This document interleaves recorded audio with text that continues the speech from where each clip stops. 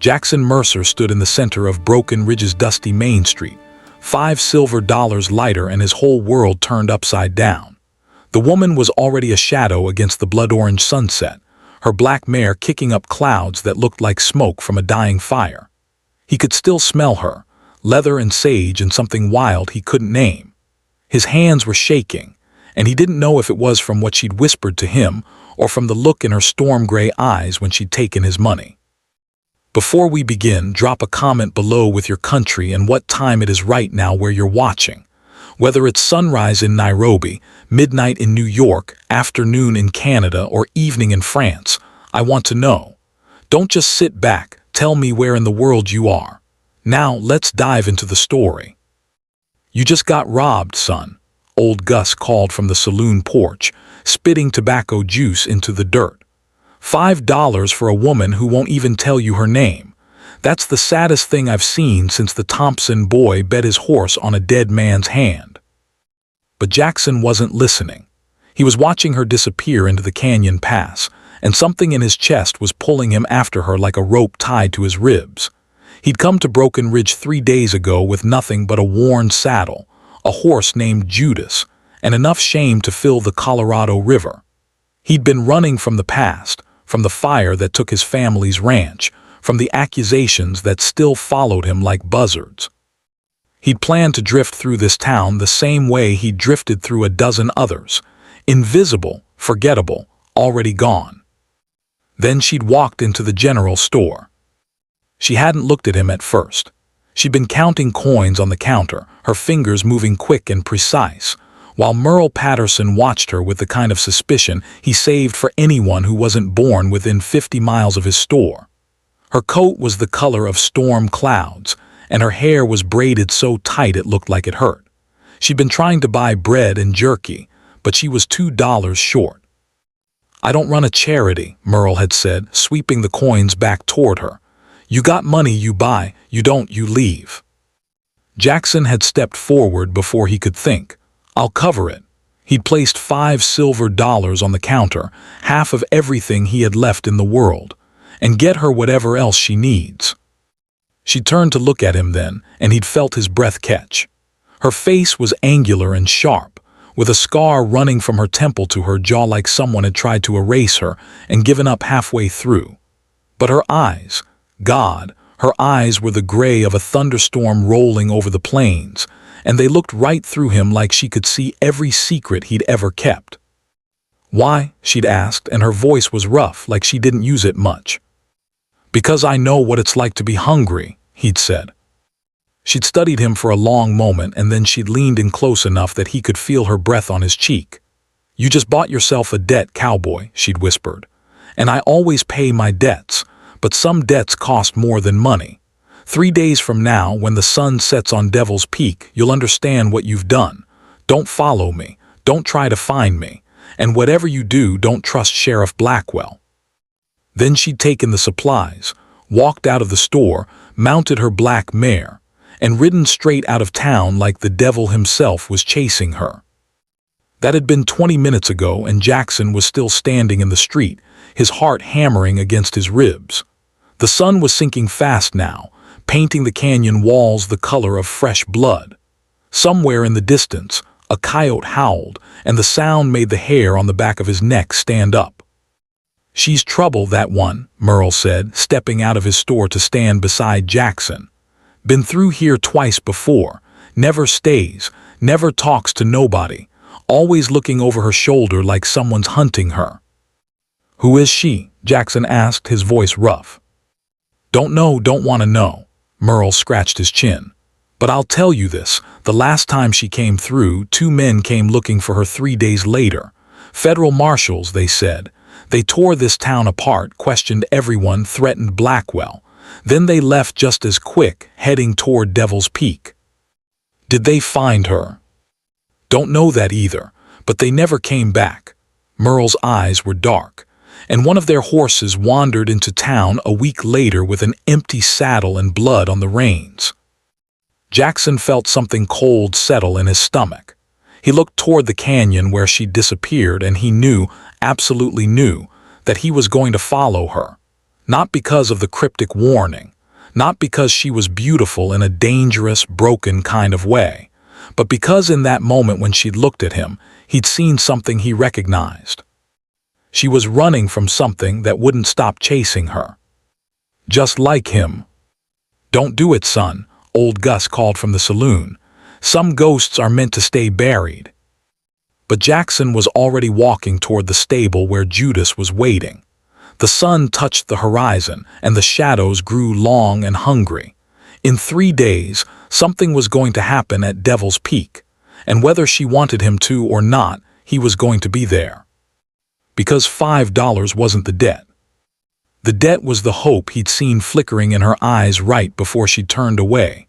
The hope that maybe, just this once, someone would follow her into the dark. 6 months earlier, Jackson Mercer had been a different man with a different name in a different life. He'd been Jackson Mercer, eldest son of the Double M Ranch, heir to 3,000 acres of Colorado grassland and the weight of his father's expectations.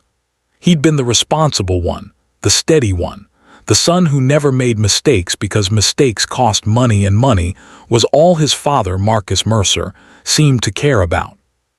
The ranch house had been beautiful once, white pine walls and a porch that wrapped around like an embrace. His mother had planted roses along the fence line before she died, and every summer they bloomed red as blood. Jackson used to sit on that porch at sunset and think about leaving, about riding out to see what lay beyond the mountains. But he never did, because his father needed him. Because his younger brother, Jesse, was wild and reckless and couldn't be trusted with anything more valuable than a shovel. "You're the rock, Jackson," his father used to say, gripping his shoulder hard enough to bruise. "Jesse's the wildfire, but you're solid. You're what keeps this family standing." Jackson had believed him. He'd worked 18-hour days. He'd managed the ranch hands. He'd kept the books. He'd swallowed every dream he'd ever had and told himself it was enough. Then Jesse had fallen in love with Catherine Vale. She'd come to town that spring like a burst of light, all golden hair and bright laughter. She was the daughter of a railroad magnate from Denver, visiting her aunt for the summer. Jesse had met her at a dance and come home with stars in his eyes and poetry on his lips. "I'm gonna marry her, Jackson," Jesse had said, sitting on the porch rail with his hat in his hands. "I know it sounds crazy, but I've never been more sure of anything." "You've known her 3 weeks," Jackson had replied, trying to keep his voice gentle. "Maybe give it some time." "Time won't change how I feel." Jesse's eyes had been bright and fierce. "I love her, and she loves me. Her father's rich, Jackson. He could help us expand the ranch. We could have everything." But Marcus Mercer had other plans. "You're not marrying some city girl who doesn't know the first thing about ranch life," he'd said at dinner that night, his voice hard as iron. "And you're sure as hell not getting any ideas about expanding. This ranch is mine, and when I die, it goes to Jackson. You'll get your share, but you don't make decisions." Jesse had gone quiet in a way that made Jackson nervous. His brother had always been the loud one, the one who threw punches and broke things when he was angry. Silence from Jesse was like silence before a tornado. 2 weeks later, Catherine had stopped visiting.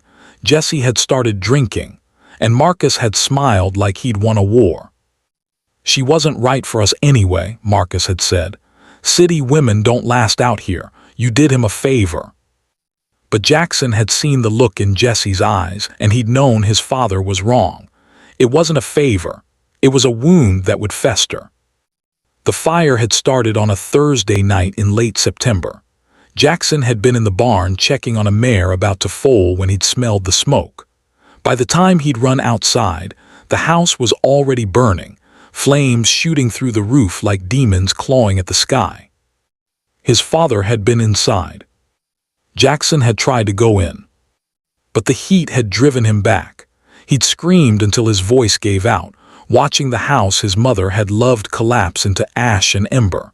The ranch hands had formed a bucket line, but it was too late. Everything was already gone. They'd found Marcus Mercer's body in what used to be his bedroom. The sheriff said it was probably a lantern knocked over, an accident. But Jackson had known better. He'd seen the way Jesse had been staring at the flames, his face lit up with something that looked like satisfaction. "Where were you when it started?" Jackson had asked his brother later, grabbing him by the shirt. "Out riding," Jesse had said, but his eyes wouldn't meet Jackson's. "I needed to clear my head." "You did this." "I didn't do anything," Jesse had pushed him away. "But I'm not gonna cry about it either. He got what he deserved." The town had turned on them after that. Whispers followed Jackson everywhere, whispers that said the Mercer boys had killed their father for the inheritance. Never mind that the ranch was half burned and drowning in debt. Never mind that Jackson had tried to save him. Jesse had disappeared 3 days after the funeral, taking his horse and his rifle and leaving a note that said only, "I'm sorry, but I'm not sorry enough." Jackson had stayed long enough to sell what was left of the ranch for pennies on the dollar, long enough to pay off the debts and bury his father next to his mother, long enough to realize that he couldn't stay in a town that looked at him like he was a murderer. So he'd run. He'd drifted through mining camps and railroad towns, taking work where he could find it, breaking horses, mending fences, loading freight. He'd stopped using his last name. He'd stopped making friends. He'd become a ghost, and ghosts didn't leave footprints. Until Broken Ridge. Until a woman with storm-gray eyes and a scar like a lightning strike had looked at him like she knew exactly what it felt like to run from something you couldn't outrun. Now, as Jackson rode Judas through the canyon in the fading light, following the tracks her black mare had left in the dust, he wondered if maybe that was the real reason he couldn't let her go. Not because she was mysterious. Not because she was in danger. But because she was the first person in 6 months who'd made him feel like maybe he wasn't completely lost. Maybe he could still save someone. Even if he couldn't save himself. The canyon walls rose like broken teeth against the darkening sky, and Jackson followed the mare's tracks deeper into the wilderness. The air grew colder as night fell, and somewhere above him, an owl called out in a voice that sounded almost human. Judas moved carefully over the rocky ground, ears forward, alert to every sound. Jackson had packed light, bedroll, canteen, jerky, his father's old Colt revolver that he'd never had to fire at a living soul. He told himself he was being cautious, not stupid. Told himself he'd just find her, make sure she was safe, and then turn back. But even as he thought it, he knew it was a lie. The tracks led him up a narrow switchback trail that climbed the canyon wall. In the moonlight, he could see the peak rising ahead, Devil's Peak, they called it, because from certain angles the rock formation looked like a horned silhouette against the sky. Local stories said it was cursed, that men who went up there alone never came back quite right. Jackson had never believed in curses, but he believed in bad places where bad things happened. Halfway up the trail, he found the first sign that he wasn't the only one who'd come this way. Boot prints, fresh, maybe an hour old. 3 sets, all heading in the same direction she'd gone. His gut tightened. He urged Judas forward faster, ignoring the horse's nervous snort. At the top of the peak, the trail opened into a flat clearing surrounded by pine trees. An old cabin sat in the center, half collapsed, its roof caved in on one side. Smoke curled from a rusted chimney pipe, and a single lamp burned in the window. Her black mare was tied to a post outside, along with 3 other horses. Jackson dismounted quietly, tying Judas to a tree far enough back that the horse wouldn't be seen. He drew the Colt and approached the cabin on foot, staying low, using the shadows. Through the dirty window, he could see movement inside, figures gathered around a table. He crept closer until he could hear voices. "Told you not to come back here, Vera." A man's voice, deep and rough. "You made a deal, you got your payment, you should have kept running." "I came back because the deal's off, Blackwell." Her voice, cold and sharp as broken glass. "You lied to me. You said they'd leave my sister alone if I did what you wanted, But they didn't, did they? Silence. Then Blackwell again. I can't control what the railroad does. I gave you the money. What you did with it was your business. My business? Her laugh was bitter. You sent me to kill a judge, Blackwell. You told me he was corrupt, that he was ruining innocent families. You said his death would save lives. Jackson's blood went cold. He pressed himself against the cabin wall, barely breathing. And he was corrupt, Blackwell said. Everything I told you was true. But not the whole truth. You didn't tell me he was investigating you. You didn't tell me the railroad was paying you to clear land by any means necessary. You didn't tell me that killing him would let them seize the property of every family along the northern route, including my sister's. Another voice, younger, nervous. Sheriff, we should just. Shut up, Dalton. Footsteps, the creak of floorboards. Vera, listen to me. What's done is done. Your sister knew the risks when she married a stubborn fool who wouldn't sell. The railroad needs that land for the expansion. That's progress. That's the future. Progress? She spat the word like poison. You call burning families out of their homes progress. You call murdering a judge progress. I have his blood on my hands, Blackwell.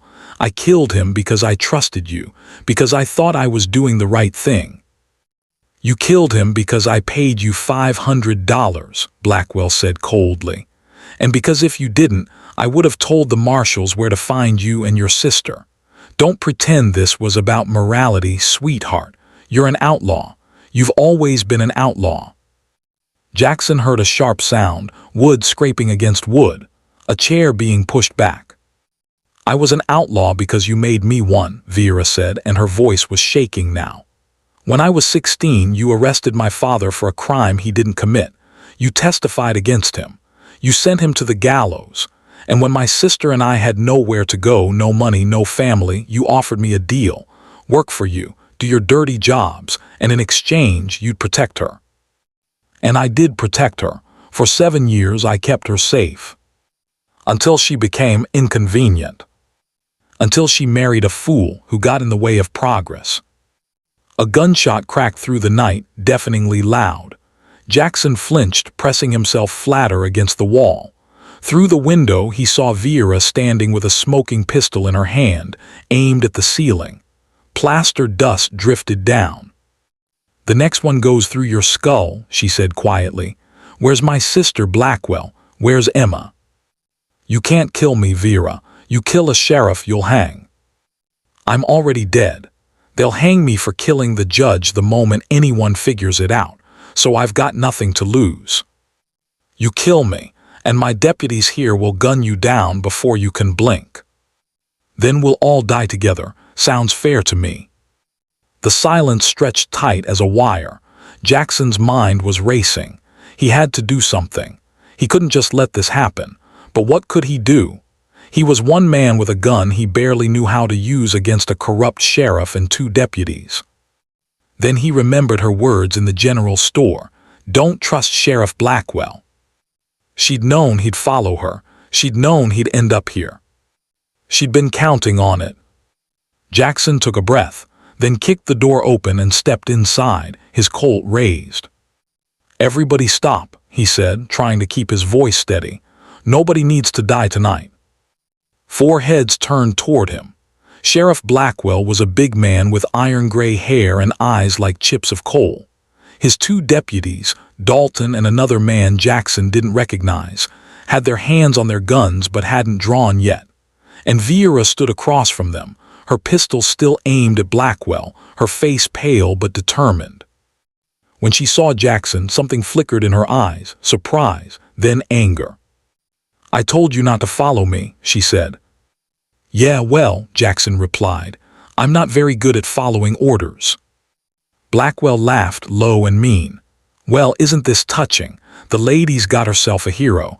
You know what you just walked into, boy. I know enough, Jackson said. I know you're a corrupt lawman who's been using her to do your dirty work. I know you've been working with the railroad to steal land. And I know that killing her won't solve your problems. It'll just create bigger ones. Is that right? Blackwell's hand moved toward his gun. Yeah, because I'm a witness now. You kill us both and there'll be questions. Too many questions. Blackwell studied him with cold calculation. Or, he said slowly, I kill you both and make it look like you killed each other. Lovesick cowboy follows a dangerous woman into the mountains. They fight over money. Both end up dead. Case closed. The deputies drew their guns. Vera's finger tightened on her trigger.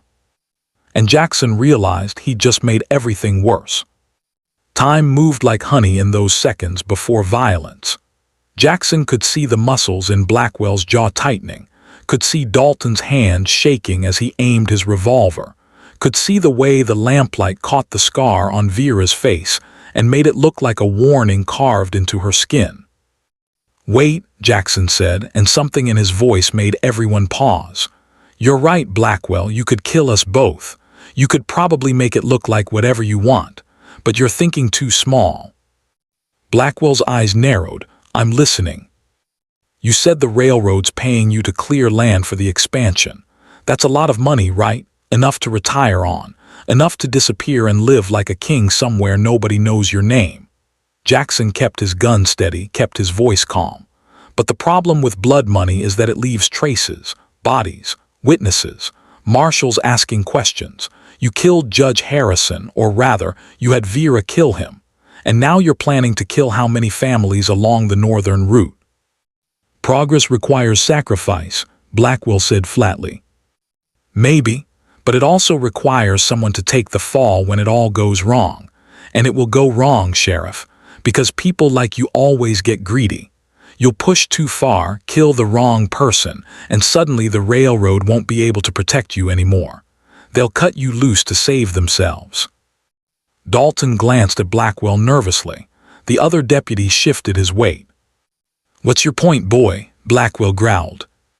My point is that you need leverage. You need insurance. And killing us doesn't give you that, but letting us go might. Vera was staring at him now, her expression unreadable. Go on, Blackwell said. Vera knows things. She knows about the judge, about the land grabs, about your arrangement with the railroad. That information is dangerous to you, but it's only dangerous if it gets out, right? Jackson took a careful breath. So here's what I'm proposing. You tell us where her sister is. You let both of them leave this territory safely. And in exchange, Vera gives you everything she has on you, every document, every letter, every piece of evidence that could tie you to any of this. And I'm supposed to trust her to keep quiet after that. You're supposed to trust that she wants to save her sister more than she wants revenge. And you're supposed to trust that if anything happens to either of them, ever, I'll make sure every newspaper from here to Washington prints the whole story. It was a bluff. Jackson had no evidence, no connections, no way to make good on the threat. But he said it like he believed it, and that was all that mattered. Blackwell studied him for a long moment. You're either very brave or very stupid. Probably both. And what do you get out of this, cowboy? Why do you care what happens to her? Jackson looked at Vera, at the way her hand was trembling even though her face stayed hard, at the desperation hiding behind her anger. Because nobody should have to fight alone, he said quietly.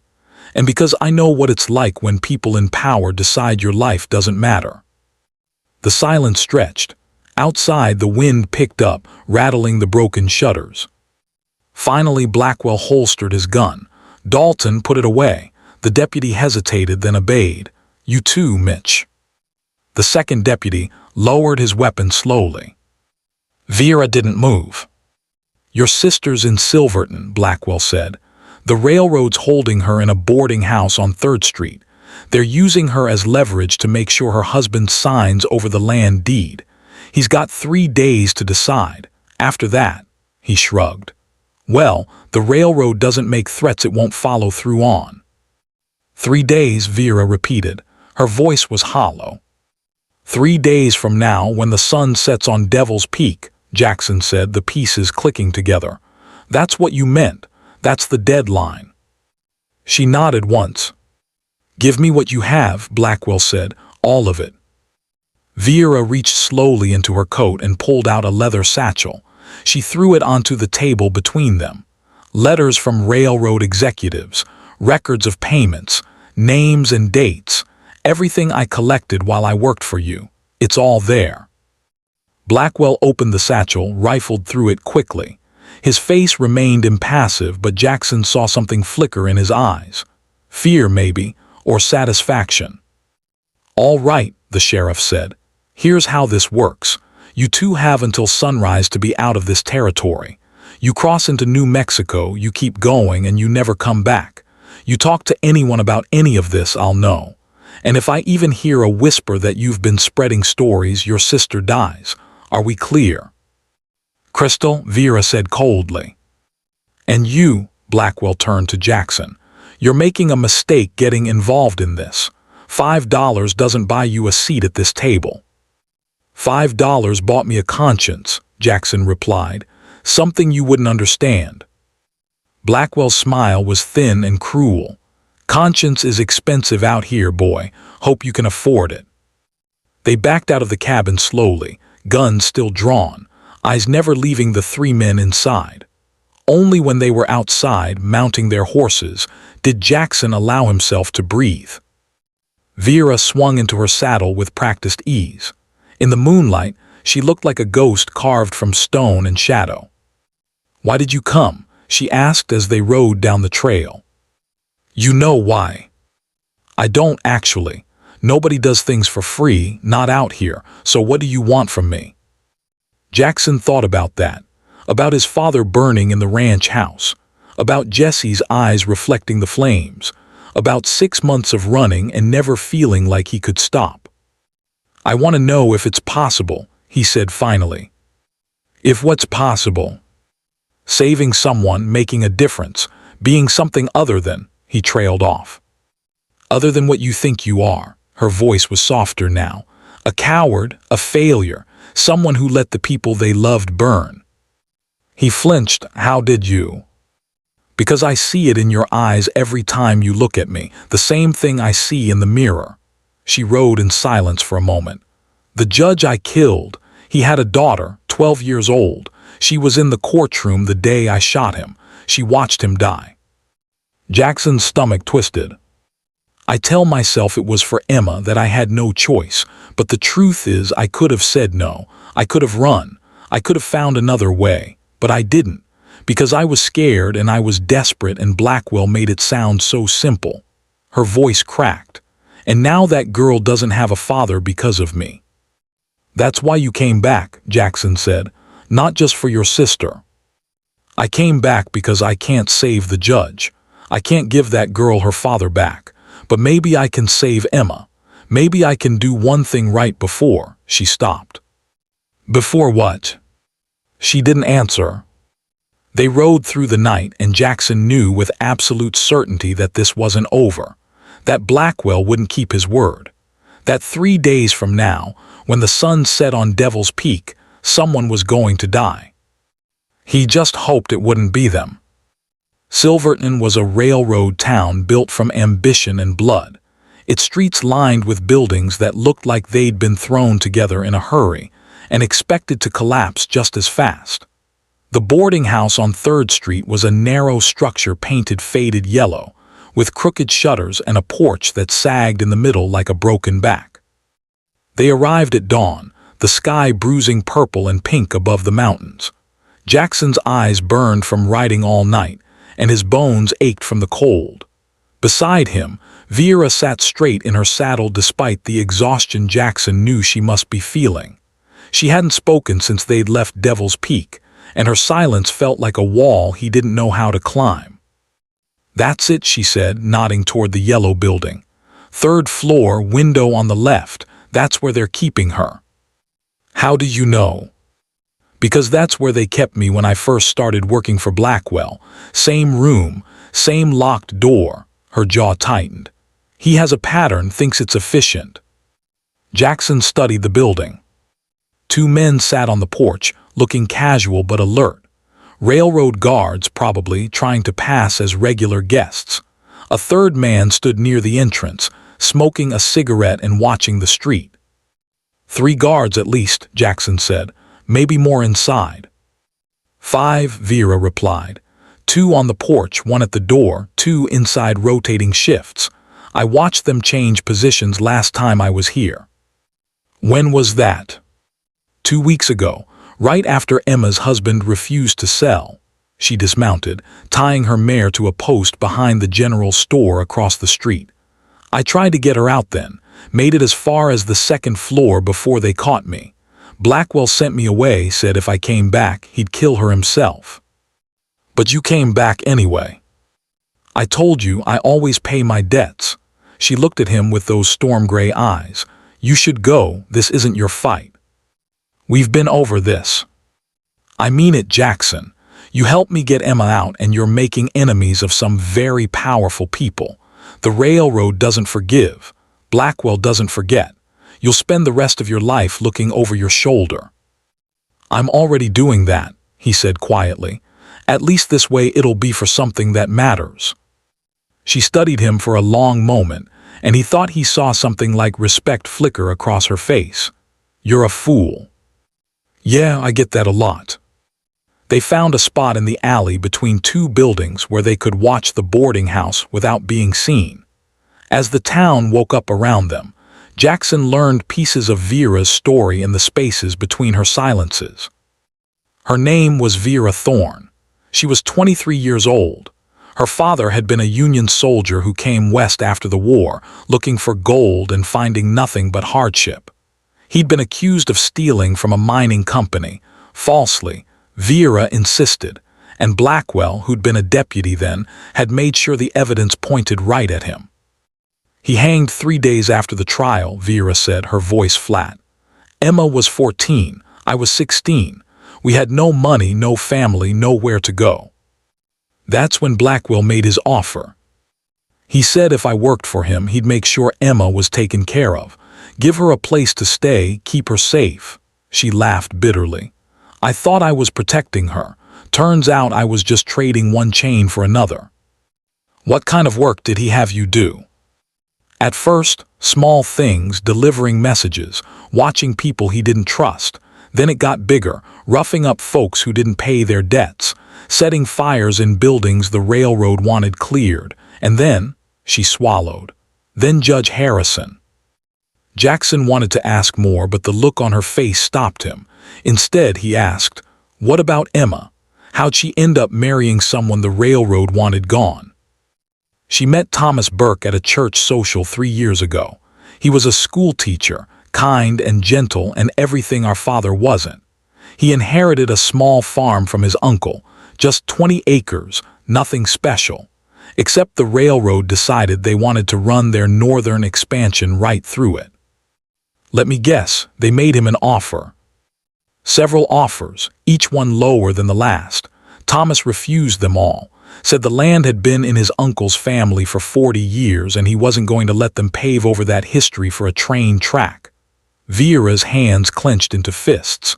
So they escalated, threatened him, burned his barn, killed his livestock, and when that didn't work, they took Emma. Went 5 days ago, told Thomas he had a week to sign over the deed or they'd make sure he never saw her again. Her voice dropped to almost a whisper. He came to me 2 days ago, begged me to help, said he knew I used to work for Blackwell, thought maybe I could reason with him. And instead you rode to Broken Ridge. I rode to Broken Ridge because I needed money.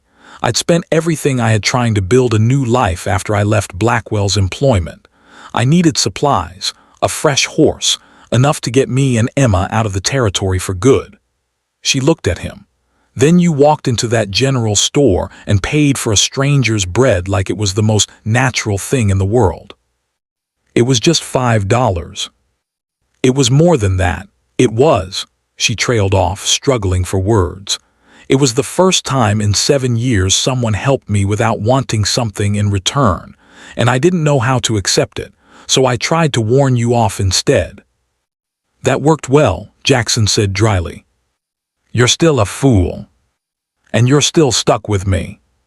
A ghost of a smile touched her lips, gone so quick he almost missed it. As the sun climbed higher, they watched the boarding house. The guards changed shifts at 10 o'clock, clockwork precision, just like Vera had said. Jackson counted the rotations, memorized the patterns, tried to think like a soldier planning an assault even though he'd never been a soldier in his life. "We need a distraction," he said finally. "Something big enough to pull the guards away, but not so big it brings the whole town running." "Fire," Vera suggested. No, the word came out harder than he meant it to. He thought of his father's house burning, the smell of smoke and worse things. No fires. She looked at him sharply but didn't push. Then what? Jackson thought. Across the street, a freight wagon loaded with lumber was parked outside the saloon. The horses looked nervous, ears twitching, shifting in their harnesses like they wanted to bolt.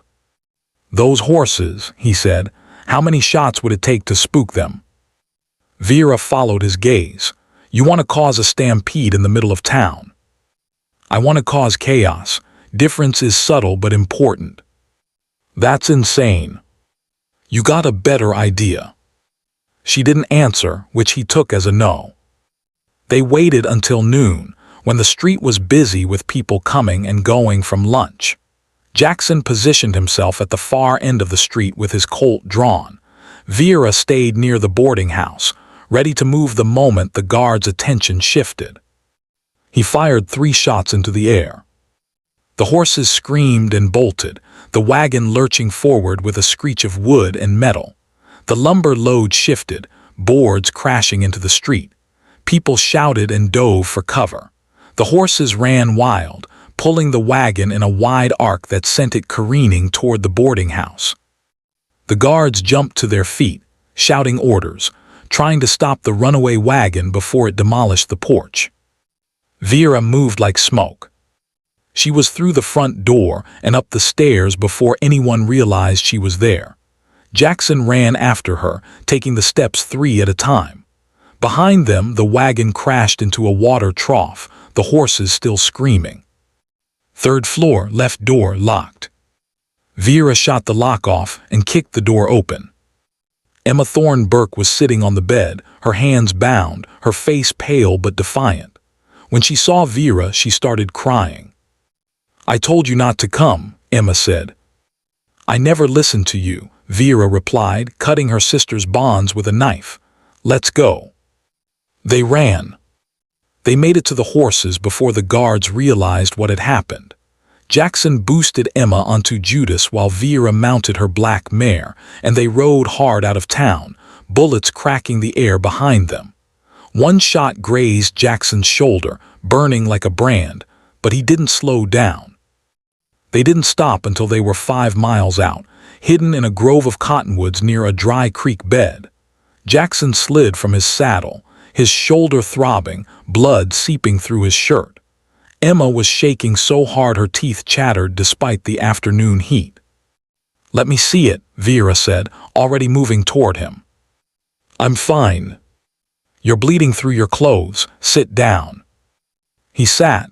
She peeled his shirt back carefully, and he hissed at the sting. The bullet had carved a shallow furrow across the top of his shoulder, painful but not deep. "Lucky," Vera said. "Another inch and it would have shattered bone." She pulled a flask from her saddlebag and poured whiskey over the wound. Jackson bit back a curse. "Is he okay?" Emma asked, her voice small. "He'll live." Vera wrapped his shoulder with strips torn from her own shirt, her movements efficient and practiced. "You do this a lot?" Jackson asked through gritted teeth. "More than I'd like." When she was finished, she turned to her sister. Emma was 21 but looked younger, with the same gray eyes as Vera but softer, less haunted. They hugged fiercely, Emma crying into Vera's shoulder while Vera murmured things Jackson couldn't hear. "Where's Thomas?" Emma asked when she finally pulled back. Vera's face went still. "What do you mean?" "Thomas, my husband, didn't he send you?" Emma looked between them, confused. "He said he was going to find you, ask you to help. Did you see him?" "When?" Vera's voice was tight. 2 days ago. He left in the morning, said he knew where to find you." Jackson felt ice settle in his stomach. "Vera." "He never came to me." Vera said slowly. I haven't seen Thomas since before they took you. Emma's face went white. But he left. He said he was going to bring you back. He said you were the only one who could help. Where was he going? Devil's Peak. He said that's where you'd been hiding. Vera stood abruptly, her hands shaking. No, no, no, no. What's wrong? Emma grabbed her sister's arm. Blackwell knew, Jackson said, the pieces falling into place. When we showed up last night, he was expecting us, not surprised. He had the whole thing planned. Thomas walked right into a trap, Vera said, her voice hollow, and we left him there. You don't know that. I know Blackwell, I know how he thinks. He used Thomas to bait me, and when I came, he got exactly what he wanted, all the evidence I had on him handed over like a gift. She looked at Jackson and her eyes were wild. We have to go back. That's suicide. I don't care. Emma's husband is up there, probably dead because of me, and I'm not leaving him. Vera, please, Emma started. Stay with Jackson. Both of you ride south, cross into New Mexico like Blackwell said, and don't look back. I'm not letting you do this alone, Jackson said, standing despite the pain in his shoulder. This isn't your fight. Yes, it is. He grabbed her arm. The moment I walked into that cabin, the moment I helped you get Emma out, it became my fight. You don't get to martyr yourself just because you feel guilty. You don't understand what I've done. I understand that guilt will eat you alive if you let it. I understand that running from your mistakes doesn't make them disappear. And I understand that going back to Devil's Peak to throw your life away won't save anyone. His voice softened. But going back smart, with a plan, with someone watching your back, that might actually work. She stared at him, breathing hard. Why do you care so much? Because you reminded me what it feels like to try, to fight for something instead of just running away. He released her arm. And because $5 might not buy much out here, but it bought me a reason to stop being a coward. Emma stood up, wiping her tears. I'm coming too. Absolutely not, Vera said. He's my husband. And you're my sister. I'm not putting you in danger again. You don't have a choice. I'm already in danger. We all are. Emma's voice was steadier now, harder. Thomas risked everything for me. The least I can do is try to save him. Vera looked like she wanted to argue, but something in Emma's expression stopped her. Instead, she turned to Jackson. You really think we can do this? I think we don't have a choice, Jackson replied. Blackwell won't stop until we're all dead. And if Thomas is still alive, he's the leverage Blackwell will use to hunt us down forever. So we ride back into hell. We ride back smart, we get Thomas out, and then we end this. How? Jackson thought about the satchel Vera had given Blackwell, about all the evidence of corruption now in the sheriff's hands. You said you gave him everything. Was that true? A slow smile spread across Vera's face. I gave him everything I collected while working for him, but he didn't ask about what I collected after I left. You have more evidence.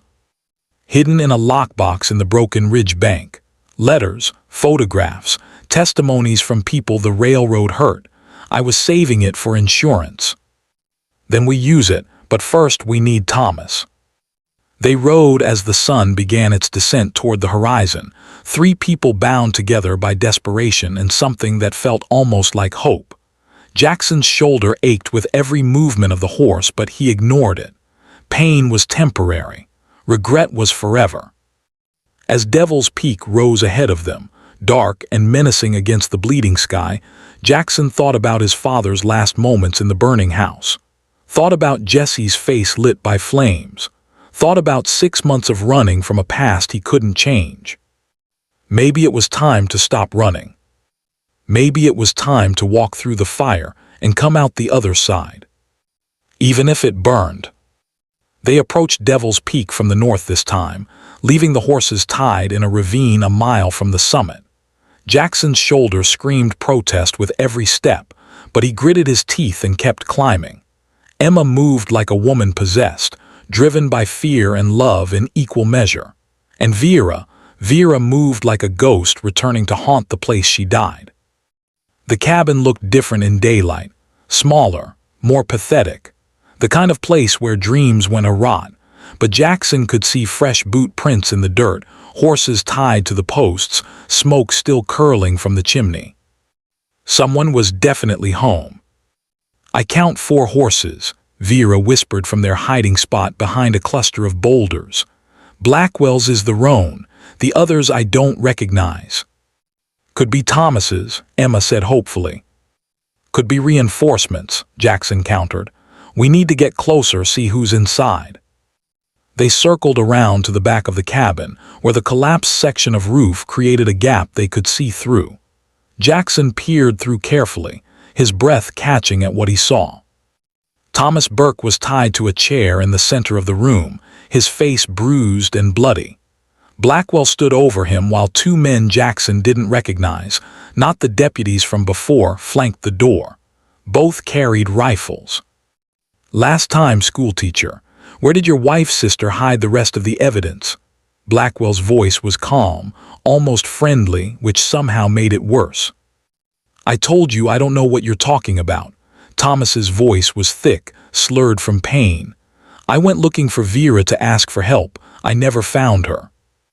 "But she found you, didn't she? Funny how that works." Blackwell circled the chair like a vulture. "See, I let her and that cowboy go last night thinking the threat to her sister would keep her quiet. But I'm not a trusting man, Thomas. I'm a cautious man, and cautious men don't leave loose ends. If you're going to kill me, just do it." "Oh, I'm not going to kill you, not yet." Blackwell leaned in close. "I'm going to keep you alive as bait. Vera Thorne has a weakness for lost causes. It's what got her into this mess in the first place. She'll come for you. And when she does, I'll have everything I need to bury this situation permanently." Emma's hand flew to her mouth, stifling a gasp. Vera's face was carved from stone, but Jackson could see the rage burning behind her eyes. "We need a plan," he whispered. "The plan is I walk in there and shoot him," Vera replied. "That's not a plan. That's suicide with extra steps." "You have a better idea." Jackson did, actually. It was risky and stupid and probably wouldn't work, but it was better than nothing. "Yeah, we give him what he wants." "What?" "Not the real evidence. A fake. We make him think he's one, get him to drop his guard, and then we strike." He looked at Vera. "You said you were good at this, at deceiving people. Can you sell it?" She studied him for a long moment. "You're asking me to go in there and lie to a man who trained me to lie." "I'm asking you to trust me." "Why should I?" "Because I haven't lied to you yet, and because right now I'm the only chance Thomas has." Emma grabbed Vera's hand. "Please, I can't lose him." Vera closed her eyes. When she opened them again, they were clear and hard and determined. "What do you need me to do?" They spent 10 minutes working out the details. Then Vera stood, holstered her gun, and walked toward the cabin with her hands raised. Jackson and Emma circled around to positions where they could see through the gaps in the walls. Jackson's heart hammered so hard he thought it might crack his ribs. Vera kicked the door open. "Blackwell," she called out, "I'm here, don't shoot." The 2 guards immediately raised their rifles, but Blackwell waved them down. Well, didn't expect you back so soon." "I'm here to make a deal." "I'm listening." "You let Thomas go, and I'll give you the rest of the evidence. All of it. Every document, every testimony, every photograph I've collected over the years." "And why would I trust that you haven't already spread it around?" "Because I'm a coward, Blackwell, you know that. You've known it since I was 16 years old and desperate enough to work for a man who killed my father." Her voice was steady, emotionless. "I don't want to be a martyr. I don't want to hang for killing that judge. I want to disappear with my sister and never think about any of this again." "So you're just going to hand over your only leverage?" "My leverage is worthless if I'm dead, and you'll hunt me forever unless I give you what you want. So here's the deal. I give you everything, you let Thomas go, and we leave this territory and never come back." Blackwell laughed. "You really think I'm that stupid? I think you're that greedy. And I think you'd rather have the evidence destroyed than spend the rest of your life worrying about when it might surface." She pulled a piece of paper from her pocket. "This is a list of every document I have. Bank records showing railroad payments to you, letters from executives authorizing land seizures, witness testimonies from families you terrorized. It's enough to hang you 10 times over." "Where is it?" "Lockbox in the Broken Ridge Bank. Only I have the key." She pulled a small brass key from around her neck. "You ride with me to get it, verify it's all there, and then we're done. And I'm supposed to just trust you won't ambush me. You can bring your men. Hell, bring half the territory if it makes you feel safer. I don't care. I just want this to be over." The silence stretched. Jackson held his breath, his hand on his Colt. "Cut him loose," Blackwell said finally. One of the guards moved to Thomas, cutting the ropes binding him to the chair. Thomas slumped forward, barely able to stand. "If you're lying to me, Vera, I'll kill you slow," Blackwell said. "I know. And your sister, and that cowboy who's been following you around like a lost puppy." "I know." "All right then, let's go get your evidence." Vera helped Thomas to his feet, supporting his weight as they stumbled toward the door. Jackson watched through the gap, his muscles coiled tight, ready to move. Just as they reached the threshold, Thomas whispered something to Vera, too quiet for Jackson to hear. But he saw Vera's eyes widen, saw her body go rigid. Then everything went to hell. Thomas pulled Vera's gun from her holster and spun, firing at Blackwell. The shot went wide, punching a hole in the wall instead of the sheriff's chest. The guards brought their rifles up, and Jackson knew he had about 2 seconds before Thomas was dead.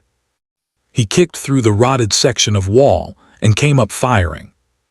His first shot hit the guard on the left, dropping him. His second went wild. The third guard swung his rifle toward Jackson, but Emma was already moving, throwing a rock that hit the man square in the temple. He went down hard. Blackwell drew his gun and aimed at Vera. "No," Thomas threw himself in front of her just as Blackwell fired. The bullet took Thomas in the chest, blood blooming across his shirt like a dark flower. He collapsed into Vera's arms, his eyes already going glassy. "Thomas, no, please," Vera's voice broke. Blackwell aimed again, but Jackson was faster. His shot caught the sheriff in the shoulder, spinning him around. The gun flew from Blackwell's hand, clattering across the floor. Silence. Thomas was dying in Vera's arms, blood bubbling from his lips. Emma was screaming, running toward them, and Blackwell was on his knees, clutching his shoulder, his face twisted in pain and rage. "You should have taken the deal," Jackson said quietly, his gun trained on the sheriff. "This isn't over," Blackwell gasped. "The railroad, they'll come for you, all of you." "Let them come." Thomas's hand found Vera's face, his fingers trembling. "I'm sorry," he whispered. "Shouldn't have. Grabbed your gun, just wanted to protect you." "SHH, don't talk," Vera said, tears streaming down her face. "You're going to be okay, you're." "Tell Emma I love her, tell her." His hand dropped. His eyes went dark. And Vera Thorne, who had killed a judge and worked for a corrupt sheriff, and survived 7 years of hell, finally broke. Emma's scream echoed across Devil's Peak like the cry of something dying. She threw herself down beside Thomas's body, her hands pressing against the wound as if she could somehow push the life back into him. Blood soaked her dress, her hands, everything, but she didn't seem to notice. "No, no, no, please, Thomas, please don't leave me."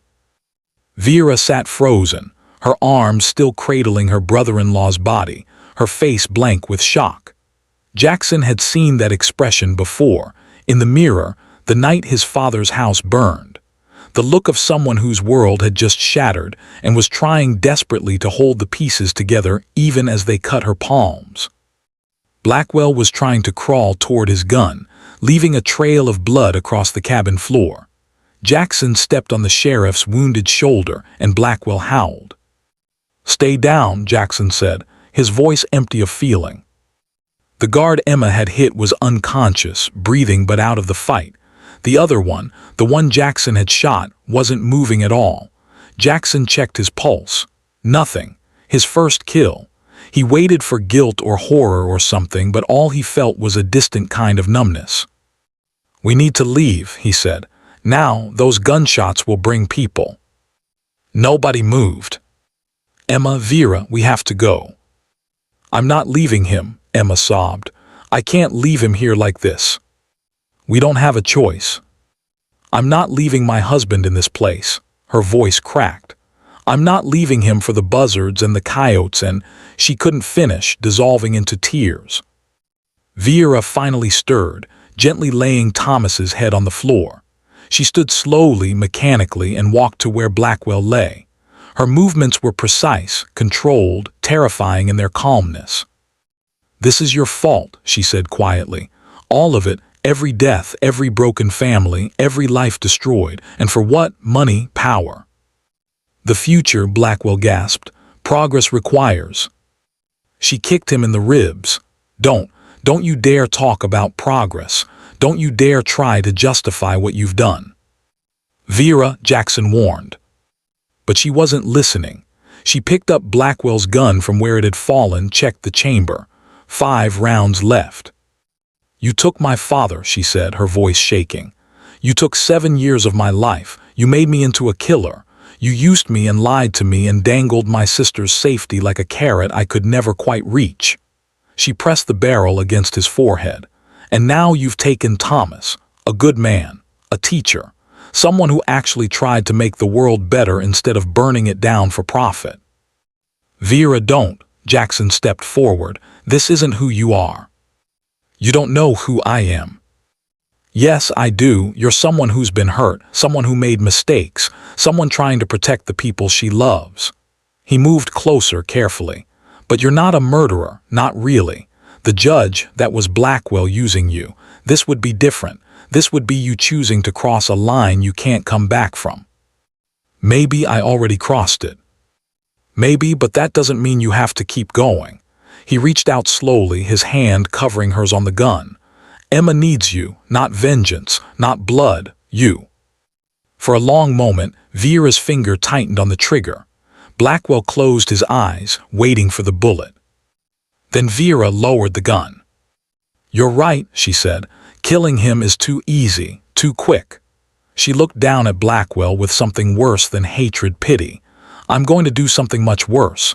I'm going to make sure everyone knows exactly what you are."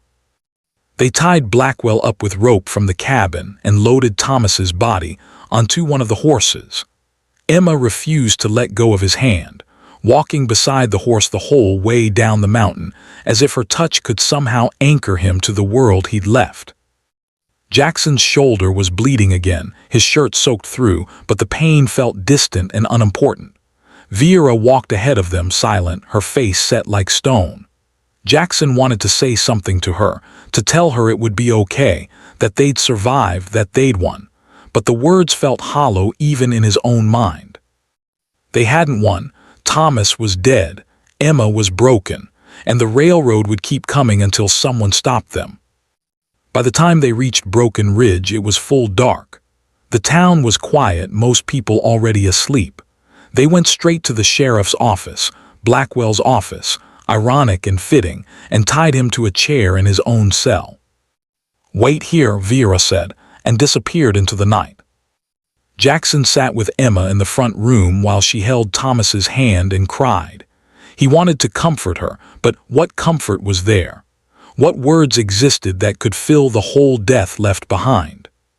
"He was a good man," Emma finally said, her voice hoarse. "He believed in things, justice, fairness, the idea that people could be better than they were. Everyone said he was naive, but I loved that about him. He saw the world not as it was, but as it should be." "I'm sorry," Jackson said, "because it was all he had. He died protecting my sister. He died trying to save me." She looked at Jackson with red, swollen eyes. How do I live with that? One day at a time, one breath at a time, and you remember that he chose to love you. That was his choice, and it was worth everything to him. Was it worth dying for? Jackson thought about his own father, about the choices people made, and the prices they paid. I think love is the only thing that makes dying mean something. He said slowly, without it, we're just meat and bone counting down to nothing. But love, that's what makes us remember. That's what makes us matter. Emma nodded, tears falling fresh. An hour later, Vera returned with a crowd. The mayor, the telegraph operator, 3 merchants, the owner of the newspaper, and a federal marshal who'd been passing through on other business. I'll keep this simple, Vera said, standing in the middle of the office. Sheriff Blackwell has been working with the railroad to illegally seize land from families along the northern expansion route. He's been paid thousands of dollars in bribes. He ordered the murder of Judge Harrison to prevent an investigation into his activities, and he's responsible for the deaths of at least a dozen people who refused to cooperate with his schemes. That's a serious accusation, the mayor said nervously. I have proof. Vera produced the key to her lockbox. The Broken Ridge Bank has a safety deposit box registered to me. Inside is documentation of every crime Sheriff Blackwell has committed over the past 7 years. Bank records, letters from railroad executives, witness testimonies, photographs of properties he helped destroy. Why should we believe you? One of the merchants asked. You worked for him, you're probably just as guilty. I am guilty, Vera said quietly. I did terrible things because I was scared and desperate and stupid. I killed a man who didn't deserve to die, and I'll have to live with that for the rest of my life. She looked at each person in turn. But that doesn't make the evidence false, and it doesn't change the fact that Blackwell has been terrorizing this territory for years while you all looked the other way. The federal marshal stepped forward. I'll need to verify this evidence before I can make any arrests. Verify all you want, but while you're doing that, send a telegram to Denver. Ask about the railroad's land acquisition practices along the northern route. Ask about Judge Harrison's investigation. Ask about the families who have lost everything. Vera's voice was steel. And ask yourself why a sheriff in a town this small drives a horse worth more than most people make in a year. They opened the lockbox at dawn. By noon, the marshal had sent 3 telegrams and received 2 replies.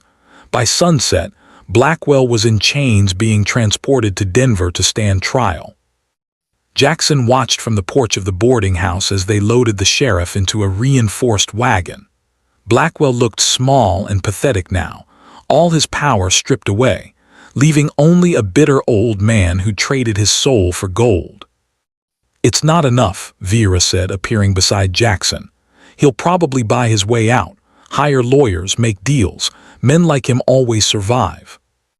Maybe, but everyone knows what he is now. That's something. Is it? It's better than silence. She nodded slowly.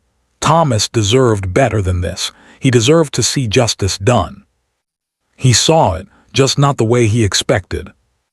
Emma was inside the boarding house, sitting beside her husband's body, which they'd prepared for burial. She'd barely spoken since the night before, lost in a grief so deep Jackson didn't know if she'd ever find her way out. What happens now? Vera asked. We bury Thomas, we help Emma however we can, and then, Jackson trailed off. And then we figure out how to live with what we've done. Yeah. They stood in silence, watching the wagon disappear down the road toward Denver. The sun was setting, painting the sky the colors of fire and blood. Jackson thought about his father's ranch burning, about Jesse's face in the flames, about 6 months of running and hiding, and trying to forget. I'm done running, he said suddenly. Vera looked at him. What? I'm done. I'm going to go back to Colorado, face whatever's waiting there. Maybe I'll be arrested, maybe I'll be run out of town, but at least I'll stop being afraid. That's brave, she said. No, it's just tired. I'm tired of being a ghost. I know the feeling. They buried Thomas Burke the next morning in a plot beside the church. The minister said words about dust and ashes and eternal life, but Jackson barely heard them. He was watching Emma's face, watching the way she held herself together through sheer force of will, and thinking about all the ways love could destroy you and save you at the same time. Vera stood apart from the crowd alone, her face unreadable. After the funeral, Jackson found her sitting on the porch of the boarding house, staring at nothing. "You were right," she said as he sat down beside her. "Killing Blackwell would have been too easy, but watching him get away with it would have been worse. He's not getting away with it. The trial will probably end with him in a comfortable prison for a few years before he's quietly released. Men like him don't hang." Her voice was bitter. "But at least people know. At least it's on record. That's something." "It's more than something. It's everything." She looked at him with those storm-gray eyes. "You really believe that?" "I have to, otherwise what's the point?" They sat in silence for a while, watching the town move around them, indifferent to their pain. "I'm leaving tomorrow," Vera said finally, "taking Emma somewhere safe, somewhere the railroad won't find us." "Where?" "I don't know yet, somewhere far from here. Maybe California, maybe Oregon, somewhere we can start over." "That's good. You should come with us." Jackson blinked. "What?" "You said you're done running, but going back to Colorado isn't stopping, it's just running in a different direction." She turned to face him. "Come with us. Help us build something new, something better than this." It was tempting. God, it was tempting to leave everything behind, to start fresh with people who understood what it meant to carry ghosts, to maybe, possibly, find something like peace. But Jackson thought about Jesse, about the brother he'd lost to fire and rage, and the kind of pain that turned people into strangers. "I can't," he said gently. "I need to know what happened to my brother. I need to face what I've been running from." But he took her hand. "Thank you for giving me a reason to try." She squeezed his fingers. "Thank you for following me, for being stupid enough to pay $5 for a stranger's bread. Best money I ever spent." They sat together as the sun set, two broken people who'd found each other in the dark and helped each other remember how to stand in the light. And for just a moment, that was enough. Jackson left Broken Ridge at dawn the next morning with a letter in his pocket and a purpose in his chest. Vera and Emma had departed an hour earlier, heading west toward whatever future they could build from the ashes of their past. Emma had hugged him goodbye, whispered "thank you" against his shoulder, and pressed a silver locket into his hand, the only thing of Thomas's she could bear to part with. "So you don't forget what you're fighting for," she'd said. As if he could ever forget. The ride back to Colorado took 8 days. 8 days of endless plains and mountain passes, of cold nights and colder memories. 8 days to prepare himself for what he might find when he returned to the place where his life had ended. The town was called Mercer's Crossing, named after his grandfather who'd founded it 60 years ago. Jackson had avoided it for 6 months, terrified of the whispers and the accusations and the ghosts that lived in every familiar street corner. But as he rode down Main Street with the morning sun at his back, he realized something had changed. He wasn't afraid anymore. The town hadn't changed much. Same general store, same saloon, same church with the crooked steeple his father had always meant to fix but never did. People stopped to stare as he passed, and he could hear the whispers starting, could feel the weight of their judgment. He didn't care. He rode straight to the sheriff's office and dismounted. Sheriff Coleman was a good man, honest and fair, nothing like Blackwell. When Jackson walked through the door, Coleman looked up from his desk and went very still. "Jackson Mercer," the sheriff said quietly, "didn't expect to see you again. I came to tell you the truth about the fire." Coleman gestured to a chair. "I'm listening." So Jackson told him everything, about Jesse and Catherine Vale, about their father's cruelty, about the night of the fire and the look in Jesse's eyes, about 6 months of running and the guilt that had chased him across 2 territories. "I didn't kill my father," Jackson said, "but I didn't save him either, and I ran instead of staying to find out what really happened. That makes me a coward, but not a murderer." Coleman was quiet for a long moment. "I never thought you were," he finally said. "Neither did most folks in town, truth be told, but without proof, without Jesse to question. There wasn't much I could do except mark it as an accident." "And Jesse, have you heard anything?" The sheriff's face darkened. "Actually, yes. Got a telegram from a marshal in Wyoming 3 weeks ago. They found a body in a burned-out cabin near Cheyenne. Identified him by some letters in his saddlebag. It was your brother, Jackson. I'm sorry." The world tilted. Jackson gripped the edge of the desk. "How?" "Fire, same as your father. Looks like he was drunk, knocked over a lantern. The cabin went up fast." Coleman paused. "The marshal said Jesse had Catherine Vale's name written in a journal he kept, over and over, hundreds of times." Jackson closed his eyes. So that's how Jesse's story ended. Alone in a cabin, drowning in whiskey and regret, consumed by the same flames he'd used to destroy their father. There was a kind of terrible poetry to it. "There's something else," Coleman said. "Catherine Vale came by the office 2 months ago, said she needed to tell someone the truth about what happened between her and Jesse." "What truth?" "That your father paid her to end things with Jesse. Gave her $2,000 to leave town and never come back. Said Jesse was too wild, too unreliable to marry a woman of her station. She took the money and left, thinking she was doing the right thing." Coleman's voice was heavy. "She didn't know Jesse would." He trailed off. "Burn everything down," Jackson finished. "Literally. She feels terrible about it. Wanted you to know she never meant to hurt him. She was young and scared, and her father was pressuring her to marry someone he approved of."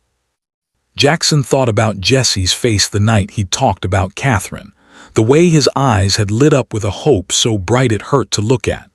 Thought about how that hope had curdled into rage when their father had stolen it away. "Can I see him?" Jackson asked. "Jesse, can I see where they buried him?" "He's in the town cemetery, plot on the east side." Jackson found the grave an hour later, a simple wooden marker with Jesse's name and dates. Carved roughly into the wood. Someone, probably Coleman, had planted wildflowers around it. They were starting to bloom, bright splashes of yellow and purple against the gray stone and brown earth. Jackson knelt beside the grave and pulled out the letter Vera had given him before she left. She'd written it the night after Thomas died, sitting alone in the boarding house while Emma slept. "Read this when you find him," she'd said. "Your brother, your ghosts, whoever you're looking for, it might help." He unfolded the paper and read. "Dear Jackson, by the time you read this, I'll be gone. Emma and I will be somewhere far away, trying to build a life from the ruins we've made. And you'll be facing whatever demons drove you out here in the first place. I want you to know something. When I killed Judge Harrison, I told myself I had no choice, that Blackwell had backed me into a corner, that it was him or my sister, but that was a lie. I had a choice. I just made the wrong one because I was scared. For 7 years, I lived with that choice. Let it eat me alive from the inside. Let it turn me into someone I didn't recognize.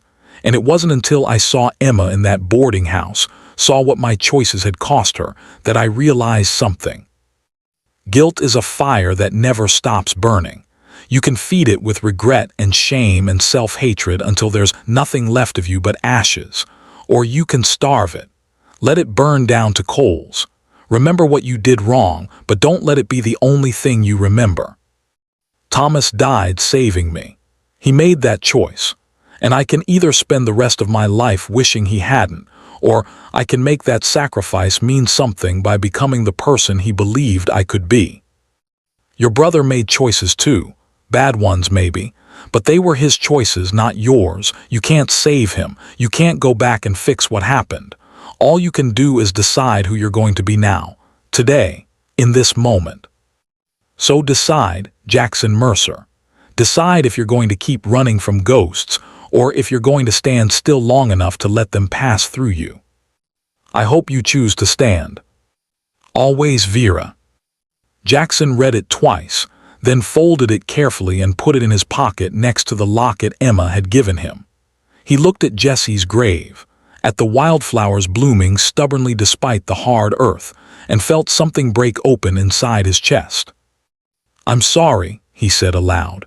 "I'm sorry Dad hurt you. I'm sorry I didn't protect you. I'm sorry you felt like burning everything down was the only way to make the pain stop." The wind rustled through the cemetery, carrying the smell of grass and flowers and the promise of rain. "But I'm done carrying your choices for you, Jesse. I'm done letting your pain become my prison." Jackson's voice cracked. "I loved you. God help me, I still love you, but I can't save you. You're gone, and I have to keep living." He stood brushing dirt from his knees. The sun was high and bright, and somewhere in the distance he could hear children laughing. Life continuing, indifferent to grief, unstoppable as a river. Jackson walked back toward town, toward whatever came next, and for the first time in 6 months he felt like maybe he could breathe. 3 months later, Jackson stood in front of a newly built schoolhouse on the outskirts of Mercer's Crossing, hammer in hand, sweat dripping down his back. The structure was simple but sturdy: 4 walls, a roof that didn't leak, windows that actually opened. It had taken him 2 months to build it with help from townsfolk who'd slowly stopped whispering and started offering hands instead. He was hammering the final board into place when he heard horses approaching. 2 of them, moving at an easy pace. He turned, squinting against the afternoon sun, and his heart stopped. Vera and Emma rode into the yard like visions from a dream he'd half forgotten. Vera on her black mare, Emma on a gray gelding that looked new and well cared for. Both women looked different, healthier, stronger, lighter somehow, like they'd shed layers of grief and guilt and found solid ground underneath. "You built a school," Vera said, dismounting. "I built a school," Jackson confirmed, setting down his hammer. "The town needed a new one after the old schoolhouse burned down last winter, and I needed," he paused, searching for words, "I needed to build something instead of burning things down." Emma hugged him fiercely. "It's beautiful. It's crooked in about 6 places, but it'll stand." He looked at Vera. "I thought you were going to California." "We did go to California, spent 2 months there." She tied her horse to the post, bought a small piece of land, started building a house. "So why are you back?" Emma and Vera exchanged a look. "We came to tell you something," Emma said, "about Thomas." Jackson's chest tightened. "What about him?" "Before he died, he told me he was working on something, a project he'd been planning for years." Emma's eyes were bright with unshed tears, but she was smiling. "He wanted to start a school for children whose families had been displaced by the railroad expansion. Orphans, kids whose parents were too poor to afford education, anyone who fell through the cracks." "He had money saved," Vera continued. "Not much, but enough. And he'd been writing to people, teachers, donors, anyone who might help. When we went through his things after the funeral, we found all his plans. Letters, budgets, blueprints." "He called it the Second Chance School," Emma said softly, "because everyone deserves a second chance to learn, to grow, to become something better than their circumstances." Jackson felt his throat tighten. "That's beautiful." "We want to build it," Vera said. "In his memory. We have some money now. I sold the evidence against Blackwell to a newspaper in Denver for enough to get us started. And Emma's been teaching children in California, learning how to run a school properly." "But we need help," Emma added. "Someone who understands what it's like to need a second chance. Someone who knows how to build things that last." They were both looking at him expectantly. "You want me to help build a school in California?" "We want you to help build it here," Vera corrected. "In Colorado, where Thomas's dream started, where the railroad did the most damage." She gestured to the building behind him. "You've already proven you can do it, and this town needs something good, something that fights back against all the death and destruction." Jackson looked at the schoolhouse he'd built, at the town spreading out beyond it, at the two women who'd ridden hundreds of miles to ask him to be part of something bigger than himself. "I'll do it," he said, "on one condition." "What's that?" "We name it after Thomas, not the Second Chance School, the Thomas Burke Academy for Lost Children." Emma started crying. Vera grabbed Jackson's hand and squeezed it hard enough to hurt. "Thank you," she whispered. They worked through the autumn and into winter, the three of them building something remarkable from nothing. The townspeople helped, some because they felt guilty about the families the railroad had destroyed, some because they'd been moved by Thomas's story, some simply because it was the right thing to do. Catherine Vale showed up one day with a check for $5,000. "I can't bring Jesse back," she told Jackson. "I can't undo what my choice set in motion, but I can help build something that might save other people from the same fate." Jackson took her money and thanked her, and watched her walk away with her shoulders a little straighter than when she'd arrived. The marshal who'd arrested Blackwell sent word that the trial had ended in a conviction. 20 years in a federal prison. The railroad executives who'd paid him had quietly resigned, and the families along the northern route were finally receiving compensation for their losses. It wasn't enough, it would never be enough, but it was something. By spring, the Thomas Burke Academy stood completed, a 2-story building with 6 classrooms, a library and dormitories for children who had nowhere else to go. Emma would run it, teaching the children reading and arithmetic and science. Vera would handle the finances and recruitment, finding the kids who needed help most. And Jackson would maintain the building, teach the older students practical skills like carpentry and farming, and make sure everyone remembered why they were really there. To give people second chances. To build instead of destroy. To prove that $5 spent on a stranger could change the world. On the day of the grand opening, the whole town turned out. Sheriff Coleman gave a speech about justice and redemption. Catherine Vale cut the ribbon, and Jackson stood in the back, watching children stream through the doors, orphans and runaways and kids whose eyes held the same haunted look his had carried for 6 months. Vera found him there, leaning against a tree, trying not to cry. "You okay?" she asked. "Yeah, just thinking." About a general store in Broken Ridge, about a woman who needed bread she couldn't afford, about the best $5 I ever spent. She smiled, a real smile, soft and genuine and nothing like the hard mask she used to wear. "You know what's funny? I went into that store planning to rob it, had my gun ready and everything, but then you walked up and paid for my groceries like it was nothing, and I couldn't do it. Couldn't steal from a place that had someone like you inside it. So I saved Merle Patterson's cash box. Lucky him." "You saved more than that." She looked at the children running around the schoolyard, laughing and playing and being kids despite everything they'd survived. "You saved me. You saved Emma. You saved all of this." "We saved each other," Jackson corrected. "That's how it works." They stood together in comfortable silence, watching the sun set over the academy.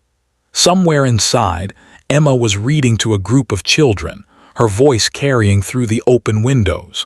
The sound made something warm and bright bloom in Jackson's chest. "I'm glad you followed me," Vera said quietly. "I'm glad you let me." As darkness fell, lanterns were lit in the academy windows, turning the building into a beacon against the night. Children's voices rose in song, something Emma was teaching them about stars and hope and finding your way home. Jackson thought about his father and Jesse and all the ghosts he'd carried for so long. They were still there, still heavy, still painful, but they weren't drowning him anymore. They were just part of his story now, the dark chapters that made the light ones possible. He thought about Thomas Burke, a teacher who died protecting the people he loved, about a corrupt sheriff finally facing justice, about a woman with a scarred face and storm-gray eyes who'd learned to stop running. And he thought about $5 pressed into a stranger's hand, and how sometimes the smallest acts of kindness could echo through lives like ripples through water, changing everything they touched.